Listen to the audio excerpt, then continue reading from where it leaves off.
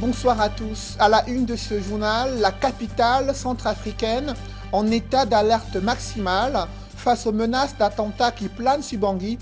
Des Centrafricains s'insurgent contre des manœuvres de déstabilisation et expriment leur soif de démocratie et leur désir de prospérité économique. À 72 heures des élections législatives et présidentielles, nos envoyés spéciaux font le point sur la campagne électorale et la situation sécuritaire dans ce pays d'Afrique centrale. L'entrée en scène des médiateurs publics indépendants peut-il contribuer à la résolution de la crise dans le nord-ouest et le sud-ouest? Le président de la République vient de définir les compétences de cette autorité chargée d'examiner les litiges et les régler à l'amiable, litiges entre les citoyens et l'administration régionale et communale dans le nord-ouest et le sud-ouest. Vous suivrez dans ce journal la quintessence des différents textes présidentiels concernant le public médiator, conciliator qui a été annoncé par le président de la République.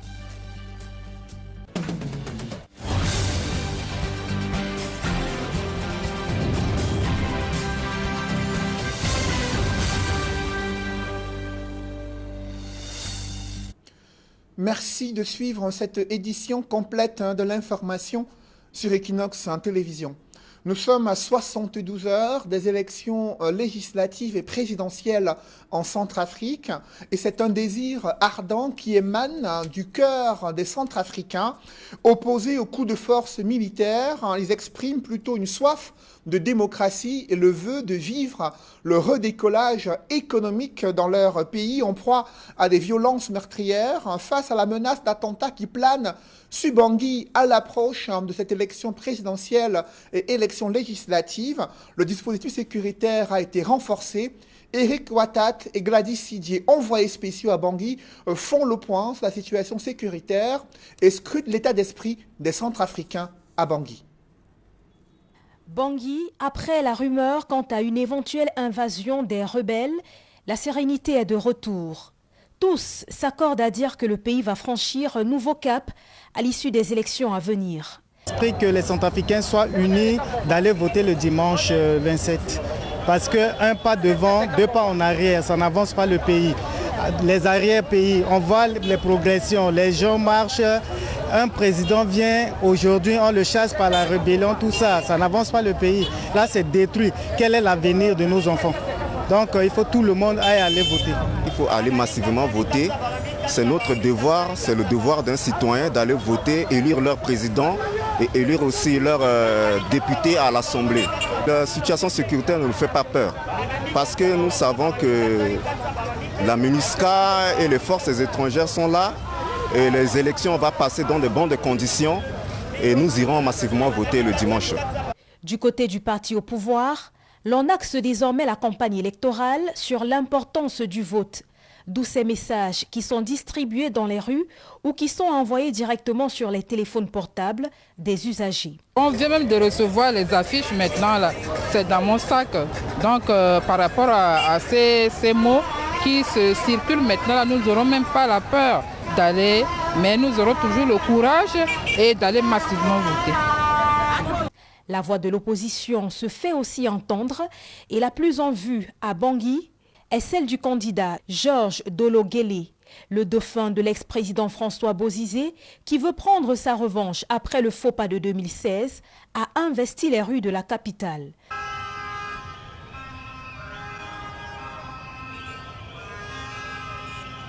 Son message est davantage axé sur le renforcement de la sécurité sur l'ensemble du territoire. Pour lui, Faustin Archange Touadéra a échoué sur toute la ligne. Si à Bangui, on est bien loin du crépitement des armes, dans l'arrière-pays par contre, les inquiétudes sont de plus en plus grandes au fur et à mesure que l'échéance électorale approche. L'on craint le pire. Dans la capitale, il n'y a pas d'inquiétude. Les gens peuvent aller voter le dimanche. Mais ce que nous craignons, ce sont nos frères qui sont dans les arrière-pays. Nous souhaitons que vraiment qu'il y ait la paix, que tous nos frères dans les arrière-pays aillent voter massivement et dans la paix. Nous souhaitons que la Centrafrique trouve son bon chemin. Nous ne souhaitons pas que le pays retombe encore dans des mêmes problèmes. Nous souhaitons que la Centrafrique prenne encore un nouveau départ pour le développement vers un pays émergent, ce que nous souhaitons. Bangui, la capitale centrafricaine, connaît son ambiance des jours ordinaires. Nous sommes en plein centre-ville et vous pouvez le constater, les gens vont et viennent. D'autres en profitent d'ailleurs pour faire les derniers préparatifs concernant les fêtes de fin d'année. Mais on garde bien en esprit le grand enjeu, les élections présidentielles et législatives du dimanche 27 décembre prochain. Le vœu, le souhait de tous les Centrafricains, c'est d'aller aux urnes et de voir la situation sécuritaire du pays changer. Ils espèrent véritablement que la tendance sera inversée à l'issue de ce scrutin et que pourquoi pas ils verront leur pays connaître également un seuil de développement considérable à l'issue de ces élections. C'est-à-dire que les Centrafricains attendent beaucoup de cette élection qui se jouera finalement ce dimanche 27 décembre 2020. Une élection qui décidément est très attendue par tous les Centrafricains. Pour Equinox Télévision, les envoyés spéciaux à Bangui, Eric Watat, Gladys CJ. Toujours à Bangui avec nos envoyés spéciaux, cette réaction du deuxième secrétaire exécutif du mouvement Cœur Uni, le parti politique qui soutient la candidature du président sortant Faustin-Archange Touadéra. Son deuxième secrétaire exécutif, Arthur Bertrand-Pirie, estime qu'il ne fait aucun doute que ce double scrutin se tiendra le 27 décembre 2020 en République centrafricaine. Il s'appuie sur l'engouement de ses concitoyens à retirer leur carte d'électeur. Cependant, Arthur Bertrand-Pirie dénonce l'attitude de certains acteurs politiques qui veulent se partager le pouvoir via une transition politique inacceptable. Je vous invite à écouter le deuxième secrétaire exécutif du MCU, le parti au pouvoir en Centrafrique. Il y aura effectivement élection. Il y aura effectivement élection parce que vous voyez, les électeurs sont en train de retirer massivement leur carte. Même s'il y a des gens qui ne veulent pas, qui ne se sont pas préparés pour aller aux élections, qui ne veulent pas que les élections se tiennent, qui veulent coûte que coûte avoir une transition. Une transition, ça veut dire qu'ils viennent s'asseoir, demander au président, bon, moi je vais être président de transition, hein, moi je vais être président de tel, je vais être ministre de tel, je vais être ministre de tel, en dehors, en laissant de côté le peuple centrafricain. Donc ce que je dis, c'est que le pouvoir se trouve entre les mains du peuple. C'est le peuple qui doit légitimer le pouvoir d'un président de la République ou bien des députés.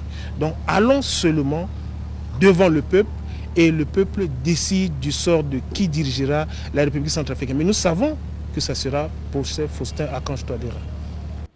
Dans ce dernier virage de la campagne électorale, comment se déroule celle du président sortant, candidat MCU à cette élection présidentielle?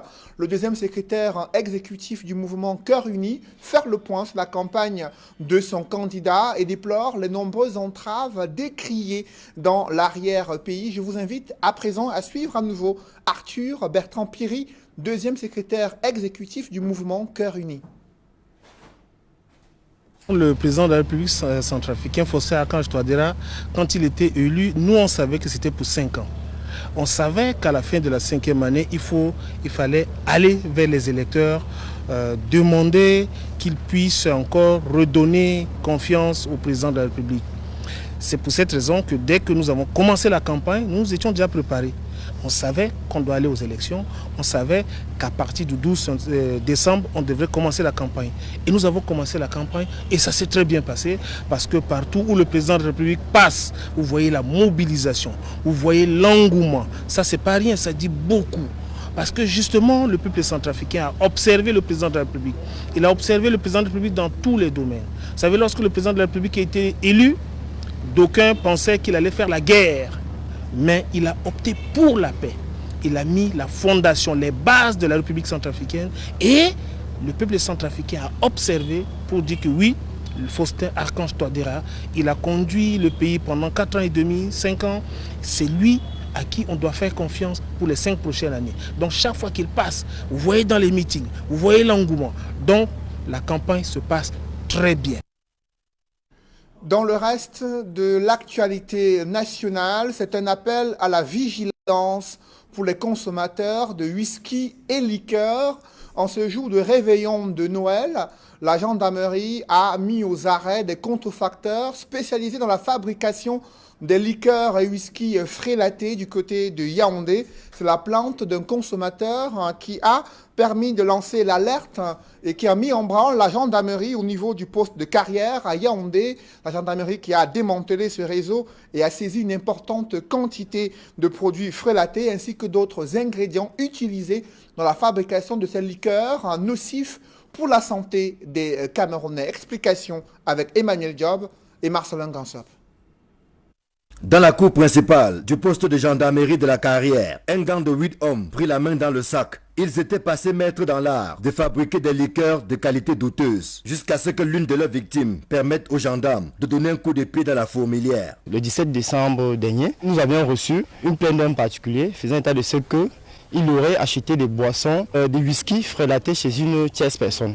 Au sujet de cette information, nous avions ouvert une enquête et sous la supervision du commandant de compagnie Yaoundé 1. L'enquête nous a permis d'interpeller 2 suspects en possession d'une vingtaine de bouteilles de whisky. Les investigations des fins limiers de la gendarmerie vont permettre de démanteler l'essentiel du réseau, constitué de 8 personnes. À l'issue de leur exploitation, nous avons également procédé à une descente sur le terrain du côté des Tomeki qui nous a permis d'interpeller une bande d'individus en flagrant délit de fabrication de boissons, de whisky frélatés. Et étant, nous avons également procédé à une perquisition qui nous a permis de saisir un important stock de whisky vide voué à la transformation de ces boissons frélatées de différents âges, notamment 6, 12, 21 ans d'âge. 70 litres d'alcool, 7 litres et demi de colorant, 1 litre et demi d'arôme et une centaine de captions. C'est le lieu d'inviter les populations à faire preuve de la plus grande vigilance. Ces whisky et autres liqueurs frélatés inondent le marché, ainsi que les espaces de loisirs et de réjouissance, tels que les snack bars et autres boîtes de nuit. Pour plus de professionnalisme dans cette enquête, nous avions fait des prélèvements et envoyé auprès des services spécialisés en vue d'évaluer non seulement le taux de toxicité de ces produits, mais aussi de déterminer l'origine et d'en déterminer le cadre dans lequel ces alcools et autres devraient en principe être utilisés. Ça se passe généralement dans les boîtes de nuit et les snack bars. Les consommateurs doivent être vraiment prudents parce que c'est dans ces lieux que ces boissons sont servies sans que vous ne sachiez. Donc vigilance accrue pour les consommateurs. Les investigations se poursuivent en vue de tracer le circuit qu'empruntent ces produits frélatés, ainsi que le démantèlement des soutiens obscurs de ce gang. Nous sommes encore dessus en attendant les prochains résultats qui viendront des services spécialisés. On pourra savoir qui livre ces alcools, qui reçoit ces whisky et autres. Mais ce sont des spécialistes en la matière parce qu'ils sont dans cette activité depuis des années. C'est une usine parmi tant d'autres. C'est une branche qu'on vient à l'instant de désactiver puisqu'il y en a assez, même dans les autres régions. Les 8 infortunés qui bénéficient de la présomption d'innocence séjournent dans les cellules du poste de gendarmerie de la Carrière, dans l'attente de leur défèrement auprès des autorités judiciaires compétentes. Noël, c'est dans quelques jours avant la Saint-Sylvestre qui annonce les couleurs de la nouvelle année. Vous aurez certainement besoin d'un peu de whisky, de liqueur sur vos tables. Faites très attention avec les produits frélatés qui sont sur le marché. Cette importante saisie de la gendarmerie nationale sonne l'alerte s'il en était encore besoin. Plus que jamais, vigilance, car la mort se trouve peut-être dans l'un de ces produits. Ici Emmanuel Diop, Marcelin Gansop, depuis le poste de gendarmerie de Carrière, Equinox Télévision. Autre lieu où un démantèlement a été observé, cette fois-ci, il concerne le circuit de production et commercialisation du chanvre indien dans la région de l'Ouest. Les fins limiers de la gendarmerie et de la police ont mis la main sur des présumés contrefacteurs et présumés bandits spécialisés dans la vente illicite des stupéfiants. Le récit des faits avec Leclerc Tsakem. La culture du cannabis n'a pas le repli dans la région de l'Ouest Cameroun. La police vient de mettre la main sur une cargaison en route pour plusieurs villes du Cameroun et même dans la sous-région. Ces hommes en images ont fait de ce trafic de stupéfiants leur fonds de commerce. Dans ces sacs, présentés au contrôle comme des chaussures, sont dissimulés à l'intérieur cette drogue. À l'Ouest aussi, il y a beaucoup de zones de stupéfiants. Et vous savez que ces stupéfiants alimentent les lignes rouges que nous avons avec le nord-ouest et le sud-ouest. Donc, il y a de gros producteurs qui mélangent les cultures normales avec le chanvre. On a hérité des plantations entières. Mais là, nous avons une information qui est un grossiste quelque part, qui envoie même ses produits dans certains pays d'Afrique centrale. On s'est retrouvé avec 71 sacs, 2503 kg. Vous voyez, c'est vraiment une très grosse prise. Et lui, je crois qu'il était un grossiste parce qu'il avait, c'est lui qui achète auprès des détaillants. Sur renseignement, nous avons pris un autre qui venait livrer un sac ce matin, tôt le matin. Non, nous sommes encore sur plusieurs autres pistes. Dans la lutte acharnée contre la contrebande, la police a mis également la main sur 3 camions de carburant frélaté à Balessé, dans le département de la Ménoire. Nous avions un certain nombre d'informations faisant état de ce que Bafoussam, par exemple, est la ville où il se vend le plus de carburant frélaté dans les stations-service, même pas dans les concessions, c'est dans les stations-service, en dehors de ce qui se vend à gauche à droite. Et ça ne peut se faire qu'avec la complicité des marketeurs, Véro, avec la complicité même des transporteurs. Et donc, c'est sur information, sur renseignement que nous avons donc coincé ces gens à Balessing, qui venaient de Limbé, qui s'est retrouvé à Balessing alors que ce n'était pas la destination finale. Et il y avait à côté un deuxième camion citerne de 19 000 litres, puis un troisième de 15 000 litres qui devaient mélanger. On les a coincés au moment où ils avaient décelé un certain nombre d'ouvertures pour prendre avec les motopompes. Donc ils ont été pris la main dans le sac. Donc ceux-là, ils sont encore en exploitation. Au regard de la montée de l'insécurité dans la région de l'Ouest, en cette période des fêtes de fin d'année, la police invite les populations à plus de collaboration et dénoncer tout cas suspect au 117. Un pic d'insécurité pourrait être atteint à l'approche de ces fêtes de fin d'année, notamment les cas d'agression et de trafic de toutes sortes qui se multiplient. Illustration dans le Mungo, les autorités viennent d'interpeller un groupe de jeunes spécialisés dans le vol des motos, tout comme près de 1000 kg de cannabis ont été saisis dans le département du Mungo. Des précisions avec Cyril Ndiemba et Donald Brice Kamgan. Ils sont 4. Ebenezer Elouti, alias Keke Boy, c'est le plus jeune, 17 ans. Robert Esso, surnommé Bitakola, 20 ans. Anol Essam, dit Rambo, 21 ans. Et le doyen du groupe, Patrice Nankouan, 36 ans. Leur terrain de prédilection, le vol des motos. Ils opèrent entre les villes de Douala, Konsamba, Mélon et Tchang, dans la région de l'Ouest. Ici, on dit qu'on a, c'est pour des jeunes d'enquête. Nous sommes partis prendre le premier là à Douala. Parce qu'on l'avait arrêté dans un commissariat là-bas à Douala. Nous sommes partis le chercher. C'est là où quand il arrive là-bas, il me dit que nous, en temps, on a pris mon petit frère. C'est là où je descends maintenant, j'arrive ici, il trouve la moto. Quand il arrive à voir la moto, c'est que mon petit frère là. Et puis c'est mon frère, c'est pour ça que moi je suis là. Une partie de leur butin a été saisie par la compagnie de gendarmerie du Mungo Nord. Les enquêtes devraient permettre d'interpeller tous les autres éventuels complices.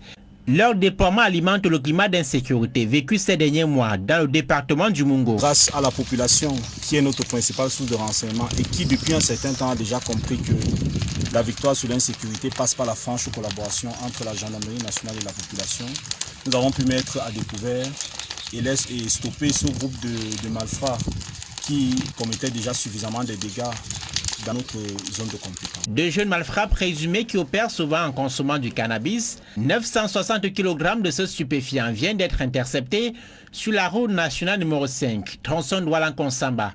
Une prise effectuée au cours des multiples patrouilles et contrôles des forces de sécurité.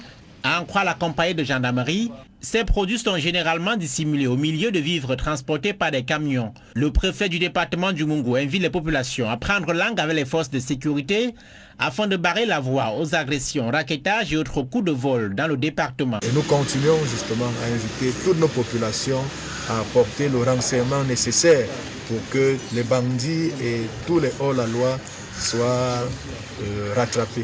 La compagnie de gendarmerie du Mungo Nord se donne le défi d'assurer des fêtes de fin d'année sereines aux populations. Le renforcement de la relation de confiance entre elles et cette unité de sécurité devrait être d'un enjeu majeur en cette période sensible.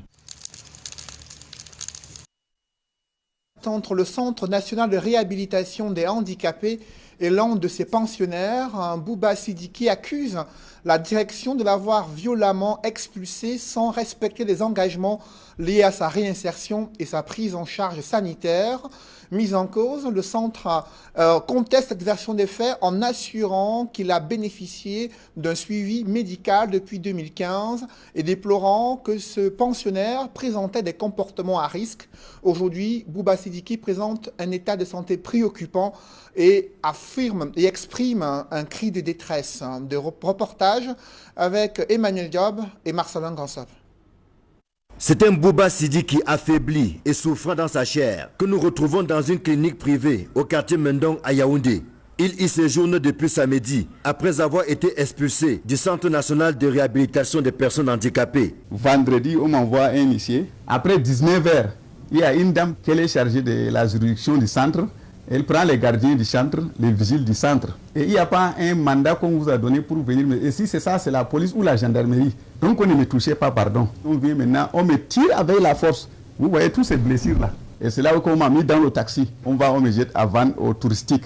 J'ai passé la nuit là-bas, au Belle Étoile. C'est comme ça que maintenant on m'a amené ici, à 24h50. Le directeur général du Centre de réhabilitation des personnes handicapées ne se reconnaît pas dans ces accusations et indique que c'est l'intéressé qui a manifesté le désir de quitter l'institution. Sauf qu'une fois le délai passé, Sieur Sidiki Bouba a commencé à faire le dilatoire, allant jusqu'à menacer l'huissier de justice et certains personnels à l'aide d'une arme blanche. La plus grande surprise pour nous a été que nous ayant écrit et demandé sous forme de menace qu'il veut sortir, nous n'avons que respecté ses desiderata. Nous avons calculé qu'il fallait l'aider à payer son transport. Nous n'étions pas obligés. Et nous lui avons proposé une somme de 250 000 francs. Et nous avons mis à sa disposition un carton de médicaments, des antibiotiques et puis des pansements pour une bonne période. Nous ne l'avons pas jeté dehors manu militari. Comme l'affaire avait pris une tournure de contentieux, tout ce que nous avons fait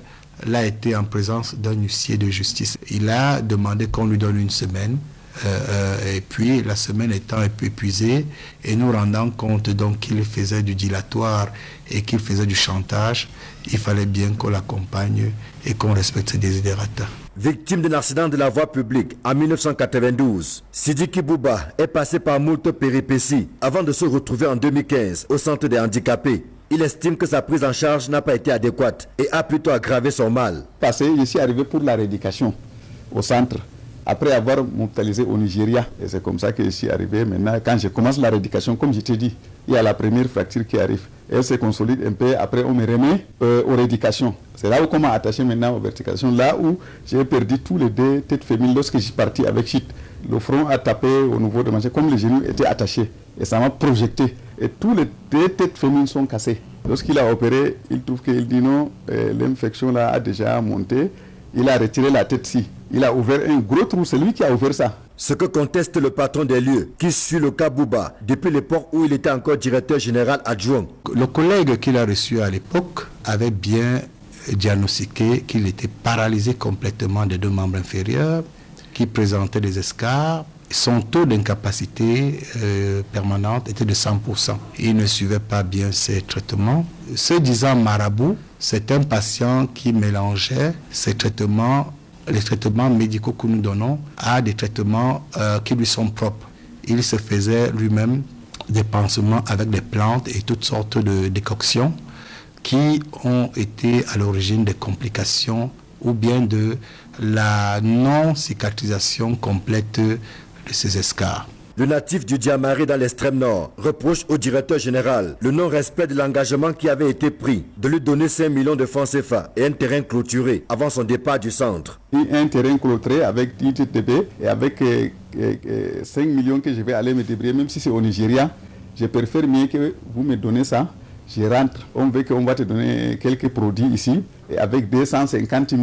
Tu rentres, après ça on va accompagner tout ce qu'on a dit. Je dis non, j'accepte pas ça. Si vous allez faire ça en écrit, avec le témoignage de l'autorité compétente, là je suis d'accord. Mais sinon, je ne peux pas quitter le centre comme ça parce que je ne suis pas venu avec une petite plaie au centre.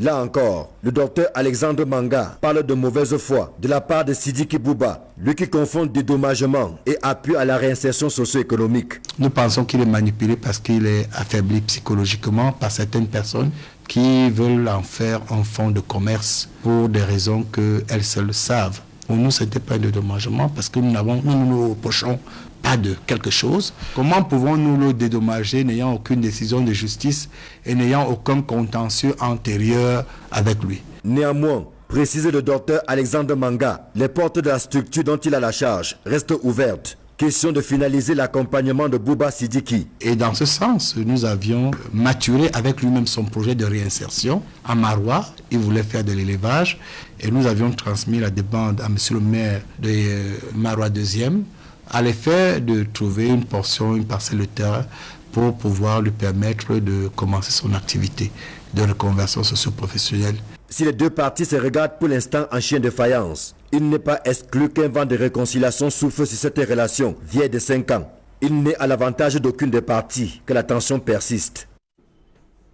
On en sait désormais un peu plus sur les fonctions du Public Independent Conciliator. Vous le savez, c'est l'une des spécificités énoncées dans le Code de la décentralisation en décembre 2019, spécificité concernant les régions du Nord-Ouest et du Sud-Ouest. Ce médiateur indépendant public est chargé, selon un décret présidentiel, d'examiner et de régler à l'amiable les litiges opposant les usagers à l'administration régionale et communale. Cette autorité indépendante est également appelée à défendre et protéger les droits et libertés dans le cadre des relations entre les citoyens et la région. Dans le cadre de ses compétences, il doit concevoir et mettre en œuvre les mesures de prévention et de lutte contre les discriminations dont pourraient être victimes les citoyens du Nord-Ouest et du Sud-Ouest. Selon le décret du chef de l'État rendu public ce jour, le Public Independent Conciliator peut être saisi par toute personne physique ou morale qui s'estime lésée dans ses droits et libertés par le fonctionnement de l'administration régionale ou communale. Ces ressources proviennent des dotations inscrites chaque année au budget de l'État. Un décret du président fixe la rémunération mensuelle et les avantages alloués à ce médiateur indépendant public. Il est nommé par décret du président de la République sur proposition concertée du représentant de l'État et du président du conseil exécutif régional pour un mandat de 6 ans non renouvelable. Parmi les critères de désignation figure le fait qu'il doit être autochtone à la fois des régions du Nord-Ouest et du Sud-Ouest. Il doit jouir d'une solide expérience, d'une réputation d'intégrité et d'objectivité établie. C'est du moins la substance de ce décret présidentiel rendu public ce jour. Un public reportage dans ce journal. Le ministre du Commerce salue l'action citoyenne des supermarchés d'œuvres et leur contribution significative à la lutte contre la vie chère. Luc Magloire Mbarga à Tangana vient d'effectuer une visite dans l'une des surfaces des supermarchés Dove, visite à l'issue de laquelle il a encouragé le top management de Dove à poursuivre la promotion des produits made in Cameroun. Reportage. Ce n'était pas sa première visite à Dove Bastos. Et pourtant, cette escale a conservé tout son charme et montré combien le ministre du Commerce est attaché à cette entreprise citoyenne. La fierté d'être Camerounais, la fierté de voir que le Made in Cameroun est en marche, en voie d'émergence. Je voudrais féliciter le président Noubouchi pour ses efforts. Et je pense que ça vaut la peine de faire le détour chez Dove. C'est la fierté du Cameroun, c'est la fierté aussi de la jeunesse camerounaise. En parcourant les différents rayons, le patron du commerce a été séduit par la promotion du Made in Cameroun, qui occupe désormais une place de choix ici à Bastos, mais également dans les autres supermarchés d'Dove éparpillés dans la capitale. C'est de continuer dans ce qui a été si bien engagé, poursuivre dans la modernisation du secteur de la distribution dans notre pays, par la construction de ce type de centres commerciaux de supermarchés au cœur de la ville, mais aussi à la périphérie. Il faut continuer à mettre l'accent sur la promotion des produits camerounais, des produits made in Cameroun. L'implication des supermarchés d'Off dans la lutte contre la vie chère est hautement saluée par le ministre du Commerce qui ne demande qu'à voir cet engagement s'inscrit dans la durée. Un effort particulier, je m'en réjouis, est fait au niveau du conditionnement.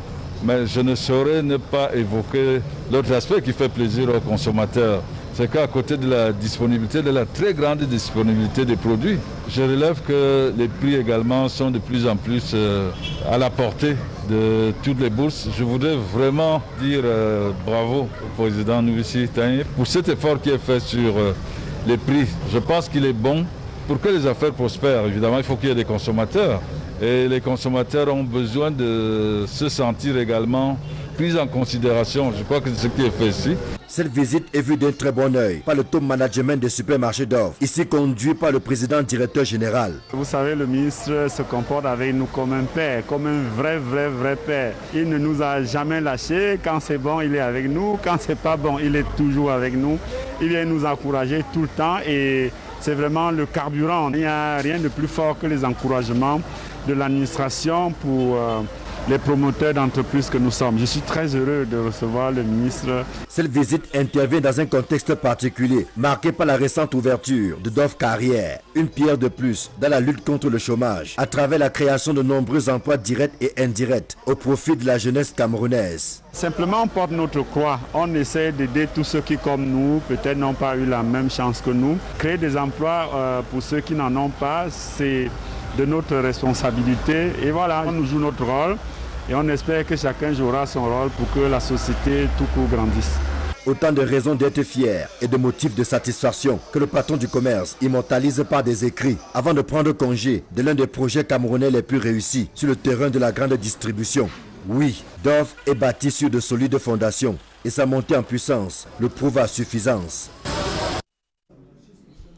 Mesdames, messieurs, c'est la fin de ce journal. Merci de l'avoir suivi. Juste après cette édition de 20h, retrouvez Serge Alain Autou et ses invités pour le débrief du journal sur le plateau d'Equinox Soir. Serge Alain.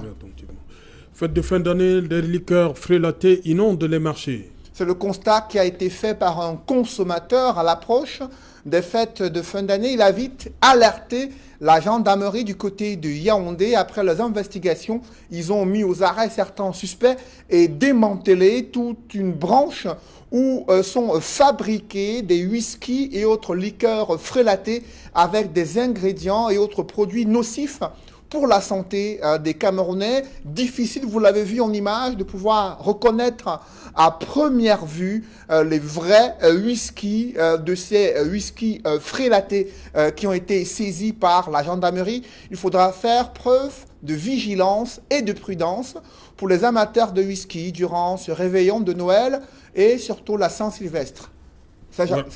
Voilà, madame, monsieur, c'est dans l'essentiel Equinox Soir, deuxième partie. Bonne soirée à vous, Cédric. Je vous souhaite une bonne soirée, Serge Alain. Joyeux Noël à vous, Cédric. Je vous souhaite également un gros joyeux Noël. Voilà, rendez-vous lundi. 20h. Madame, monsieur, dans un instant, la suite, Equinox Soir.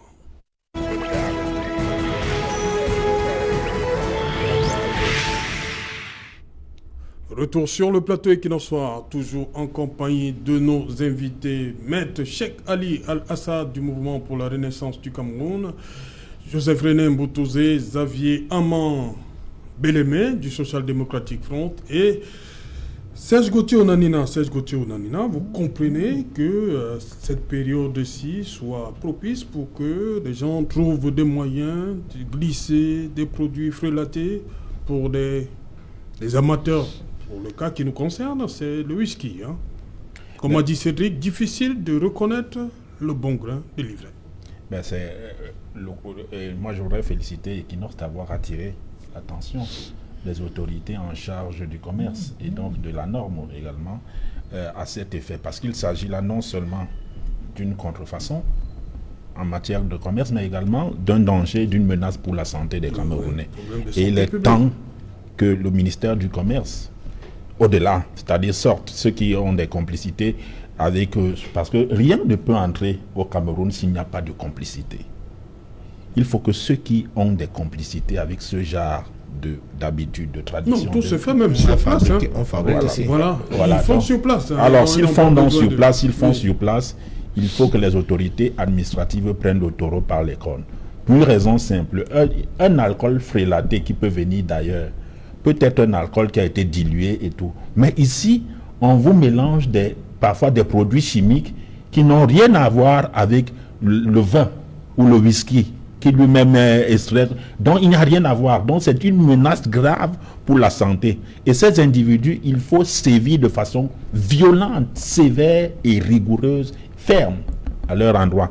Imaginez-vous, Serge Alain, il peut arriver des moments, moi je ne suis pas alcoolo, mais il peut arriver des moments où on veut avec des amis partager. Et que, un an plus tard, qu'on vous dise que vous avez un problème de santé qui est dû à peut-être un verre de whisky ou à l'alcool, alors c'était pour vous faire plaisir. Une bouteille de whisky, en principe, lorsqu'elle n'est pas prise, consommée à l'excès, ne devrait pas tuer. Mais imaginez, pour du gain, pour du bénéfice, des compatriotes en arrivent à l'appât du gain, au nom de l'appât du gain, à menacer la vie d'autres dizaines de milliers de Camerounais, Douala et Yaoundé.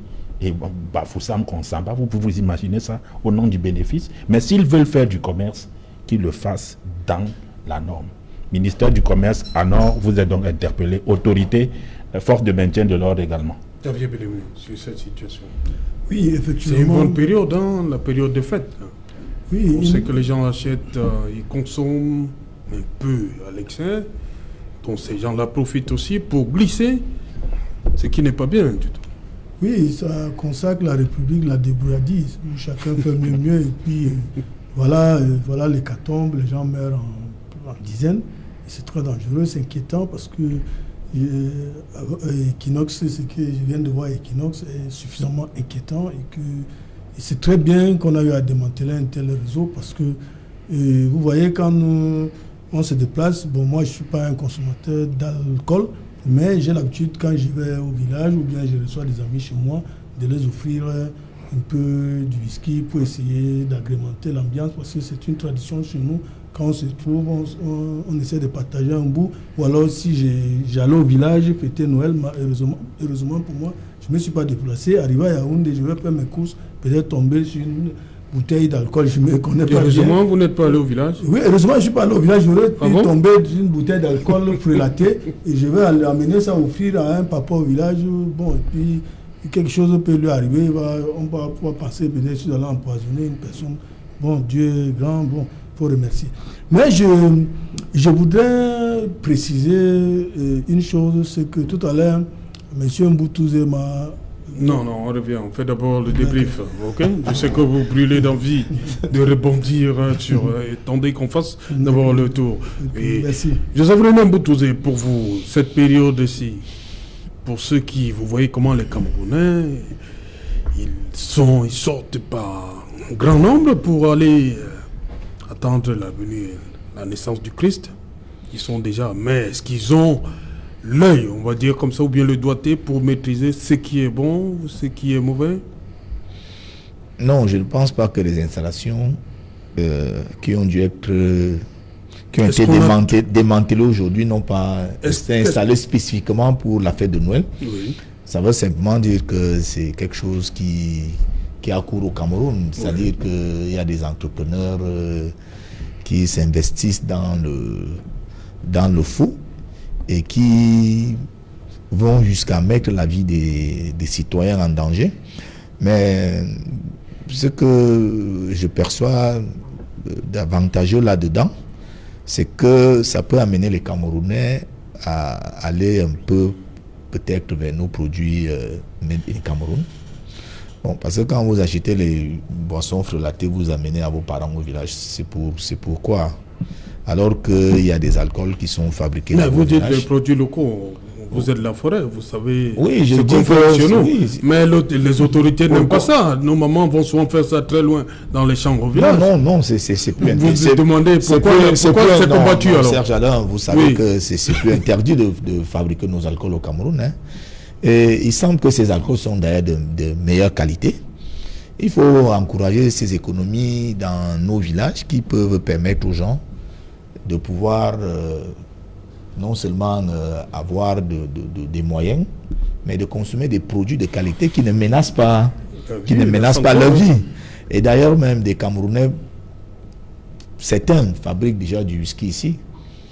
Mais personne ne veut aller chez... Bon, je ne veux pas faire la publicité, il y a une entreprise à Bonabéry qui appartient à un Camerounais qui fabrique du whisky. Ouais. Mais les gens n'y vont pas. Du bon. Voilà, les gens ne les achètent pas. On veut seulement les marques qui viennent d'ailleurs, Chivas, Black et tout ça là. En abandonnant nos whiskies qui sont faits par nos frères au Cameroun ici, moi je voudrais donc appeler toute la communauté nationale à faire véritablement un retour vers le Made in Cameroun. Parce que nos entreprises, les entreprises de nos frères camerounais sont en train de mourir parce que nous sommes en train de poursuivre les noms qui viennent d'ailleurs. Et cette course-poursuite à ces noms qui viennent d'ailleurs, c'est ça qui permet donc en sorte que des malhonnêtes s'engouffrent pour pouvoir poser dans des actes répréhensibles comme ce que nous venons de voir dans le reportage d'Equinox. Voilà, justement, on a vu des personnes qui ont été interpellées, des gens qui font partie de cette chaîne-là. Maître Chekali, qu'est-ce que risquent ces personnes-là, du point de vue de la loi? Si jamais ils arrivent devant un juge. Parce qu'en réalité... Ah, vous dites si jamais? Oui, parce que... Ils ne sont pas sûrs d'arriver là-bas? Oui, je suis un peu surpris de votre étonnement. Vous êtes ébahi comme si vous êtes surpris de voir qu'on a découvert une distillerie clandestine. Non, parce que vous dites que si elles arrivent, elles sont entre les mains de la gendarmerie. Oui, mais on sait comment ça se passe. Voilà pourquoi j'étais un peu surpris. Pourquoi? En fait, très souvent, on connaît là où ils sont, ils fabriquent, prennent des timbres. Comme disait M. Mboutouzé, c'est pas des distilleries qui ont été installées spécifiquement pour les la fêtes. Période de fête. Surtout pour les villes comme Douala, elles existent depuis fort longtemps. Et on sait où elles sont? On sait où elles sont. Et elles livrent leurs produits dans les boîtes de nuit. Vous savez, les boîtes de nuit, une bouteille de whisky, ça coûte généralement plus de 30 000. Oui. 30 jusqu'à 60 000. Est-ce que vous en savez où buvez le whisky? Je suis avocat, monsieur. Je vis dans la société, je sais tout ce qui se passe. Je suis politicien, je dois me tenir au courant de tout ce qu'il y a dans la société. Alors, vous verrez, vous allez dans une boîte de nuit, lorsque le gérant vous connaît, et vous commandez du whisky, il dit, ah non, là c'est quelqu'un de la maison, donnez-lui. Ou bien il connaît. Oui, bien il connaît, voilà. Bon, alors, ce sont donc cette hypocrisie. C'est Maître Ali qui parle, hein. Maître Ali parle, ça semble surprendre beaucoup. Non, mais parce qu'il parle comme un habitué. J'ai dans mon portefeuille client jusqu'à 4 boîtes de nuit. Et parmi les plus huppés même de la ville. Ouais. Alors, on ira beaucoup après. Là où les distilleurs, très souvent, ils donnent un petit quelque chose aux forces de l'ordre. Parce qu'on connaît là où il va. Et lorsqu'ils viennent vendre là, une célèbre avenue ici, aux alentours de Douala-Bas. Vous avez déjà dévoilé? Oui, je n'ai pas donné le nom de la boutique. Oui. Il y a plusieurs boutiques là-bas. C'est là où ils partent écouler la marchandise. Alors, les inspecteurs de prix et qualité, le ministère de commerce. Alors, je ne sais pas pourquoi, c'est comme s'il y a trop d'agents véreux là-bas. Parce que moi qui ne suis pas de l'administration, je connais tout ça. Alors, je me demande si ce n'est pas par une cécité volontaire que ce trafic n'a pas été stoppé jusqu'à aujourd'hui. Vous vous rappelez les années antérieures, il y a eu des morts parce qu'on fabrique ce whisky-là avec de l'alcool médical. Oui. Parfois, ça cause des décès, parfois, ça rend même les gens aveugles. Quand un scandale comme ça arrive, les autorités administratives tapent du poing sur la table et on envoie arrêter tous les distilleurs clandestins là. Ça veut dire qu'on connaissait là où ils sont. Je ne sais pas si c'est la tolérance administrative ou bien si c'est la force du bakish. Mais il y a quand même... L'administration ferme trop les yeux sur ça. Parce qu'en réalité, ça ne dérange pas l'administration que les Camerounais boivent beaucoup. En fait, ça les arrange même. Parce que quand on boit beaucoup, on n'a pas le temps de s'occuper des choses comme la politique, de parler des audits des comptes publics et tout et tout. Voilà. Si vous le permettez. Oui, allez-y, on va les audits. Vous savez que le Cameroun est dans le peloton de tête en termes de consommation d'alcool. Nous faisons partie des plus gros consommateurs d'alcool. Et c'est pas... Du monde? Oui. Nous sommes 16e mondial. Nous sommes 16e mondial, 3e africain. Voilà. Et c'est pas anodin. Sur le podium. Voilà. Nous sommes... On va dire sur le podium. C'est-à-dire, nos gouvernants sont contents que nous soyons des alcoolos. Parce que là, on n'a pas le temps de nous occuper d'eux. Pas le temps que, au lieu de m'asseoir devant ma télévision et regarder Serge Alain avec ses panélistes, je vais aller m'asseoir au bar du coin, une bière, 2 bières, 3 bières, et puis... Mais il y en a qui font les deux. Hein. Vous passez dans plein de trucs, là, ils sont en train de regarder en même temps qu'ils consomment. Oui, mais là, ils ne retiennent que les expressions savoureuses et tout, mais... non. On augmente le prix de tout au Cameroun, mais on n'augmente pas le prix de la bière. Parce qu'au fond, on est content, le gouvernement est content qu'on soit des alcooliques. On augmente le prix de la bière. Sinon, ça ne s'explique pas. C'est pas parce que je ne suis pas contre la consommation d'alcool, mais on a un vrai problème avec l'alcool dans ce pays. Et le gouvernement le sait. Et le gouvernement ne fait rien pour empêcher aux gens de boire. Or, un gouvernement ne fait jamais rien pour rien. S'il nous encourage discrètement à nous enivrer, c'est pour qu'on n'ait pas le temps de penser aux vraies questions. Ok. Voilà. Xavier Belémé, allez-y donc, rapidement. Oui, rapidement, je voudrais satisfaire un peu, en 2 mots, en quelques lignes, la curiosité de M. Mboutouzé. Sur la sortie de l'honorable Ninthieu, sa question orale adressée au ministre de la Santé et qu'il attend la réponse jusqu'aujourd'hui et qu'il a préféré plutôt l'inviter à une réunion privée dans la salle de conférence du ministère de la Santé. Vous tenez avec cette affaire de réunion privée? Oui, c'est une réunion privée parce que la réponse du ministre est attendue au palais de Verre d'Ngouakele, en fait, en plénière. L'honorable Ninthieu lui a rappelé ça. Voici quelques cas, mon cher Mboutouzé, pour essayer de satisfaire votre curiosité. L'honorable Ninthieu reproche au ministre de la Santé d'avoir passé des bons de commande en express, c'est-à-dire que des marchés spéciaux en express d'un montant de 50 milliards 219 millions 477 924 francs CFA. Je vais prendre 2 cas où l'honorable Ninthieu indique le banditisme du ministre. J'ai utilisé ces termes. Il dit il passe une commande pour l'achat de kits d'hémodialyse qui n'ont rien à voir à la lutte Covid. Et voici le marché en question. Marché spécial numéro 061-2020-MS-COVID-19 Santé.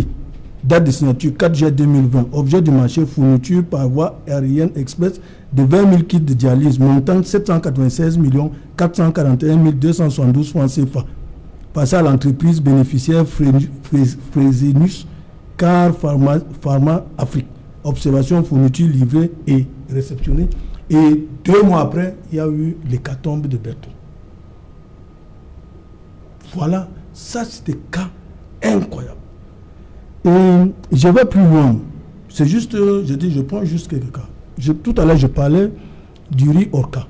De donc, Orca a fait à l'État pour aider les familles en détresse, les soutenir, qui est une bonne action, qu'il faut saluer d'ailleurs, mais que le ministre a dit qu'il a distribué ça au gouverneur de région. Et jusqu'ici, je regarde le journal de Kinov tout le soir, y compris vos collègues, je n'ai jamais vu une couverture de la distribution de ces riz dans un centre ni d'orphelinat, encore moins des hommes en désert, comme il y a l'hôpital La Quintini qui est ici à côté, et plusieurs autres hôpitaux ou centres Covid-19. On n'a jamais vu la distribution. Alors, le ministre a passé un marché spécial numéro 006-2020-MS COVID-19 Santé, date de signature 9 juin 2020. Objet du marché, travaux de restructuration ancien bâtiment Orca en centre spécial de prise en charge des patients Covid-19, montant 561 328 125 francs CFA. Nom de l'entreprise, établissement BF Ressal. Type de marché, marché spécial bénéficiaire effectif, M. Al-Jamal Mohamed Charté. Ce centre Covid n'a jamais existé et le marché a été réceptionné, payé. Voilà 2 cas, M. Mboutou. Quand on vous dit l'honorable Nithieu n'a pas posé, il attend que le ministre vienne s'expliquer devant la représentation nationale. Je vais parler, c'est trop long. Je ne peux pas lire tout le document. J'ai voulu prendre 2 cas pour essayer de tailler les effets matériels sur lesquels l'honorable Nithieu s'est appuyé pour interpeller le ministre en exerçant son droit constitutionnel. Le ministre plutôt a refusé de se soumettre à cette exigence républicaine et qu'il y ait une obligation, parce que la Constitution l'oblige de le faire. C'est-à-dire que ce ministre est tellement fort, plus que les lois de la République du Cameroun, plus que la Constitution de la République, qu'il refuse de se soumettre à cette exigence. Et aujourd'hui, mon cher Mboutouzé, quand je faisais ces observations, ce n'est pas au vu de rien, c'est un document que je détiens, et c'est à base de ça. Et maintenant, votre ministre, camarade de votre parti, au lieu de venir donc donner des éléments d'éclaircissement à l'opinion publique nationale à travers la représentation nationale qui est l'Assemblée nationale, a préféré envoyer une lettre d'invitation à l'honorable Jean-Michel Nithieu pour une réunion lundi, alors qu'ils doivent tout simplement réunir à l'Assemblée nationale, donner des explications si ces marchés et apporter des preuves matérielles que ces marchés ont été effectivement réalisés et qu'ils ont été mis au service des malades en détresse du coronavirus 19. Et de 2, vous avez affirmé dans votre propos que l'honorable Nithieu est tribaliste. Parce qu'il ne s'est pas attaqué à Nganou Djoumessi. Je vous ai rappelé en 2019, en janvier 2019, les marches qu'il a organisées à Douala pour dénoncer ce scandale de la CAN 2019. Et de 2, l'honorable Nithieu dont vous traitez de tribaliste, parce qu'il a dénoncé les faits. Non, il a fait dans le cadre de ses missions parlementaires. Essayez de changer votre propos. N'essayez pas d'aller tomber dans les... qui n'a pas beaucoup parlé. Oui, Cheikh Ali, justement, est-ce que vous attendez d'autres audits pour ce qui se passe dans ce pays? Ou dans les normes... Par exemple, la canne foireuse de 2019. Dans les normes, on devrait tout auditer dans ce pays. Tout auditer. Tout auditer. Et vous avez parlé de la canne. Pourquoi il n'y a toujours pas d'audit de ce côté-là? Parce que le régime est tellement sûr de lui. Le régime, ils ont la police, ils ont l'armée, ils ont la gendarmerie, ils ont les prisons.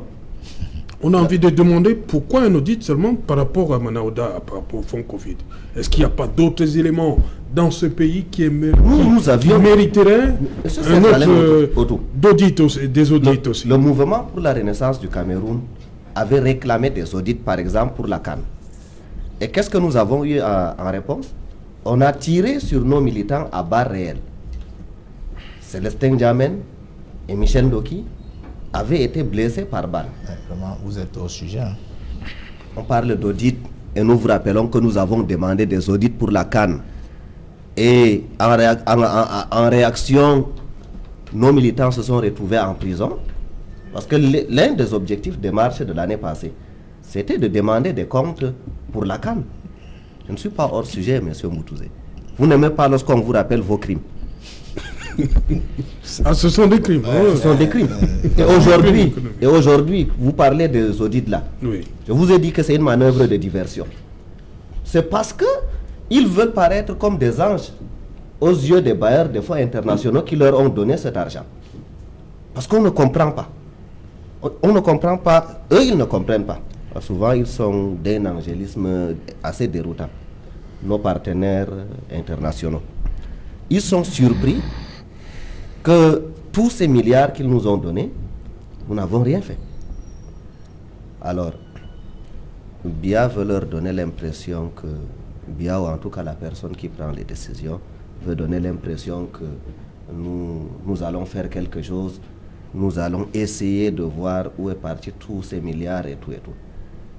Mais pour répondre de façon brutale à votre question, tout doit être audité dans ce pays. Tout. Parce qu'on a atteint un niveau de vol effarant. Nous sommes devenus la risée du monde civilisé. Voilà, j'ai fini, monsieur. Voilà, Serge Gauthier d'abord. Oui, merci, Serge Alain. Je voudrais commencer par dire donc, que... Donc, vous êtes pour qu'il y ait On audite également d'autres secteurs? Bien sûr, il faut, à chaque fois qu'il y a soupçon de malversation, de distraction, d'opacité. Est-ce qu'il y a acharnement sur Manaouda? Qu'il demande c'est sa démonstration, les contre-vérités qu'il va apporter qui seront la preuve qu'il y a acharnement ou pas contre sa personne. C'est là qu'il s'agit. Donc, si le ministre estime qu'il y a un acharnement, il vient et dit, voilà, mes comptes sont clairs, mais vous avez un problème particulier avec ma personne. Mais s'il n'apporte pas ces contre-vérités, ça ne sera qu'une déclaration gratuite. Moi, je voudrais dire à Xavier que je suis d'accord. Le ministre ne peut répondre que lorsqu'il y a une session parlementaire. Entre-temps, qu'est-ce qu'on fait? Il avait été interpellé au cours d'une session parlementaire. La session est passée. La session est passée. Qu'il attend dans la session? Entre-temps... Le ministre invite le député Nietzsche. Le député Nietzsche l'a attendu à l'Assemblée, il a refusé. C'est dérobé. Je pose une question. Si ça avait été une enquête parlementaire, elle se serait faite comment? Non, l'enquête parlementaire va descendre sur le terrain, au ministère et dans des... Bon, je pense donc que moi honnêtement, pour être un peu sérieux, je pense que si on reste dans la convocation au Parlement pour venir se justifier à travers une question orale, on sera dans le folklore. Parce que c'est un discours, une défense que je fais sans avoir nécessairement besoin d'aller apporter l'élément de preuve physique à mon interlocuteur. Contrairement à une enquête parlementaire qui est plus sérieuse, plus. Ensuite, je voulais indiquer dans ces cas, donc, si l'enquête qui a été diligentée, la première fois par le Premier ministre, maintenant par le chef de l'État, bon, elle va nous apporter des éléments, on verra. Le co-panéliste de ma droite a évoqué justement également la question des bailleurs de fonds. Les bailleurs de fonds ont investi 219 millions d'euros au Cameroun. Ils ont injecté ça dans l'appui à cette Covid-19 et il est important qu'ils sachent l'utilisation qui est faite de leur argent. Donc en même temps, on peut regarder trop regardant sur la sortie de l'honorable Nietzsche et lui faire une campagne médiatique. En même temps, il peut arriver que le système gouvernant, le système RDPC, les amis de M. Boutouzé, soit dans la justification expresse auprès de bailleurs de fonds. Parce que eux aussi regardent, c'est des questions de transparence. Il a évoqué ce thème et je le retiens. Donc pour des nécessités de transparence et de justification, d'autres crédits à pouvoir contracter. Parce que ça peut être une conditionnalité pour contracter d'autres crédits. Moi, j'ai envie de sortir de cette question en posant des questions au ministre par votre micro. Monsieur le ministre, la Covid-19 fait des ravages ailleurs, notamment en Occident. Ça veut dire qu'elle est revenue. Qu'est-ce qu'on en fait? Qu'est-ce qu'on en fait au Cameroun? On prend le film par grâce ou bien parce que moi je ne vois plus de communication dessus. La communication faite autour de la Covid, celle qui a été faite, n'est-elle plus nécessaire aujourd'hui? Est-elle suffisante? Les Camerounais sont-ils devenus si conscients? Sont-ils à l'abri de la menace? Monsieur le ministre, je vous pose, qu'est-ce qui est prévu, monsieur le ministre, en cas de catastrophe? Il y avait des zones d'urgence et d'intervention d'urgence. Il n'existe plus. Dites-moi donc, à supposer que là maintenant, on est 50, 70, 100 cas, c'est prévu où? Il n'y a pas de communication dessus. Combien coûte le malade de la Covid aujourd'hui? Parce qu'on considère qu'on a déjà maîtrisé quand même les techniques, les mécanismes de prise en charge de la maladie. Donc, moi, voilà des questions. Et pour terminer concernant l'audit, j'espère que tous les hôteliers qui avaient hébergé les Covidés ou les soupçonnés de Covidés au début de la crise ont été clairement dédommagés. Parce que ça aussi, ça va permettre... Si on n'entend pas du bruit et du grabuge, c'est que... Parfois aussi, on n'entend pas du grabuge et du bruit parce qu'on ne sait pas toujours là où se plaindre.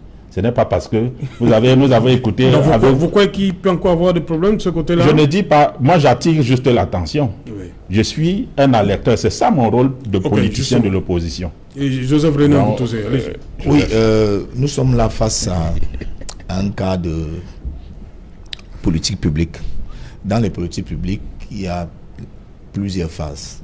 La première phase, c'est la phase d'émergence. Ce qui suscite l'intérêt d'une politique précise. Après la phase d'émergence, il y a la phase de prise de décision.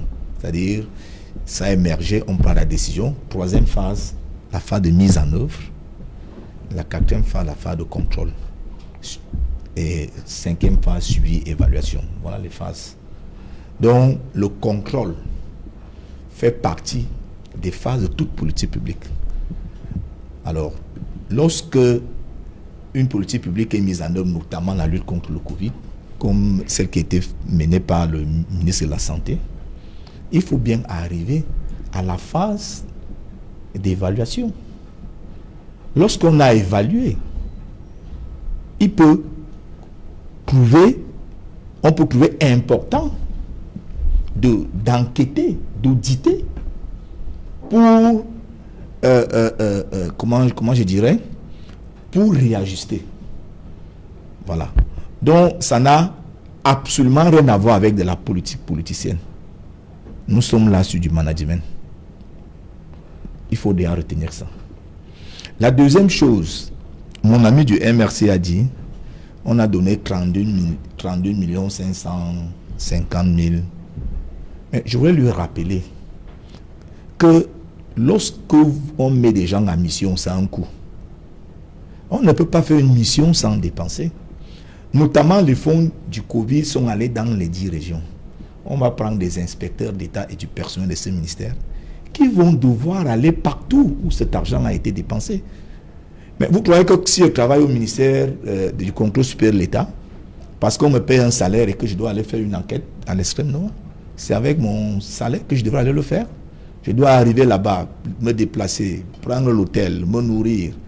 Je m'en vais travailler dans une zone inhabituelle à ma zone de résidence. Vous croyez que je vais prendre l'argent là-haut? Encore que pour 10 régions plus le gouvernement central, puisque ce n'est pas seulement au ministère de la Santé que ces fonds ont été dépensés. Voilà. Pour couvrir tout ça, il faut des équipes multiples. 32 millions 500 000, c'est même petit. Non, c'est suffisant. Je crois que le ministère... J'ai fait le calcul, c'est suffisant. Je crois que le ministère... Moi, je fais beaucoup mais et pourquoi quand il disait que c'est une tactique de détourner encore 32 millions, vous n'êtes pas intervenu? Je suis son communicant. Voilà. Faut bien donc je suis en train de vous dire que c'est sûr que le ministère, dans son budget qui lui est propre, va sûrement encore investir même de l'argent pour que cette mission soit bien couverte. Donc il fallait que je lève ça rapidement. Je voudrais répondre à mon ami du SDF pour dire que, et je le répète, je ne connais pas Nietzsche, je suis seulement, comment je vais dire, je ne suis pas son ami, parce que j'ai vu ce monsieur dans des images qui ont circulé, qui a marché sur les effigies de mon parti et de mon président de la République. Voilà, c'est ce que je connais de lui, et il est totalement sorti de mon esprit depuis ce jour-là. Et maintenant, il y a des gens dans les réseaux sociaux qui l'accablent de tribalistes et d'acharnement sur le ministre Manaouda. Je n'ai fait que relayer ce que les réseaux sociaux disent. Et d'ailleurs, vous avez dit, il a suscité des marches pour des marchés qui ont été liés à la CAN. Et, enfin, si je peux pousser dans le vice comme vous voulez le faire, je peux aussi vous dire que ce tour-là, il voulait aussi accabler le SGPR. Il voulait donc aussi accabler le SGPR. Donc pour dire que s'il a accablé pour les marchés de la CAN, il a accablé aussi le SGPR qui n'est pas de son rayon sociologique. Donc ça, ce que vous venez de dire là ne justifie en rien. Okay.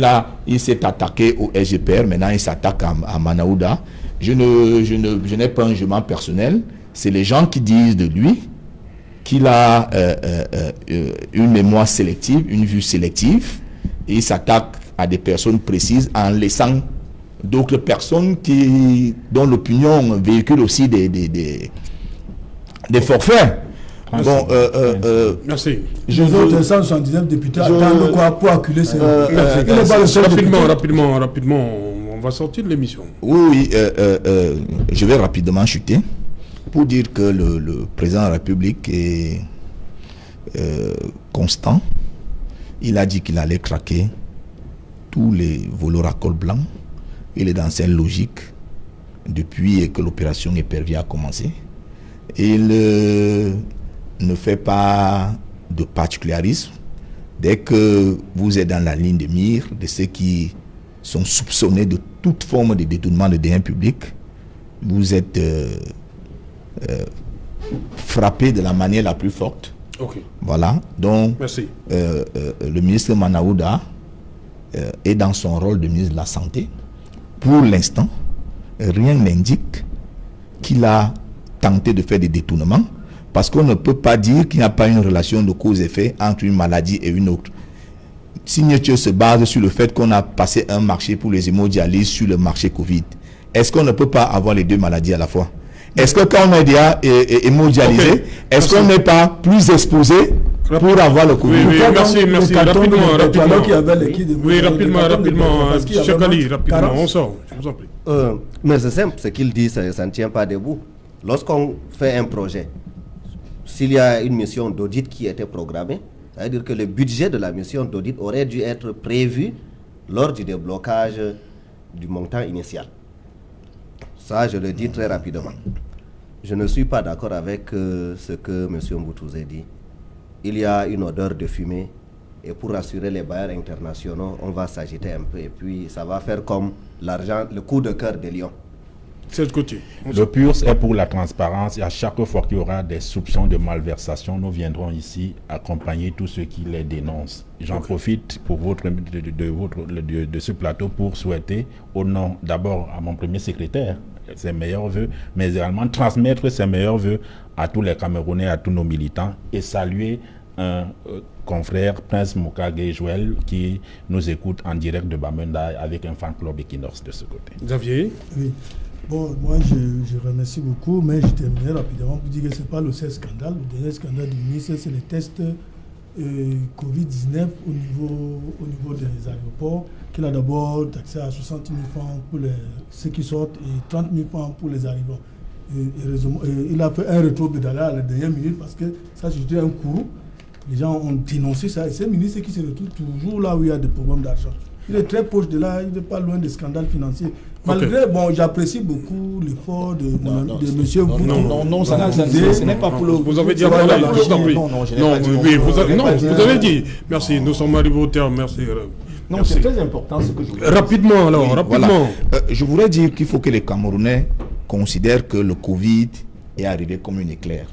Donc, en matière de politique publique de lutte contre le Covid, l'État ne pouvait pas faire une bonne planification stratégique. Donc, ça est arrivé, cette politique est arrivée en situation de crise. Okay. Et l'expérience dont ça acquiert avec le temps, c'est-à-dire dans l'action. Merci. Il faut donc comprendre le ministre de la Santé publique. Voilà, merci Joseph René Mboutouzé. Merci à vous, Xavier Méléméaman. Merci. Merci, Maître Cheikh Ali Alassad. C'est moi qui vous remercie. Merci Serge Gauthier Onanina. Je vous en prie. Mes vœux à tout le monde. Joyeux Noël à tous les fidèles de Equinox Soir à travers le monde. Bonne soirée à vous. Bonsoir, on va dire, bonsoir à Badré Femme.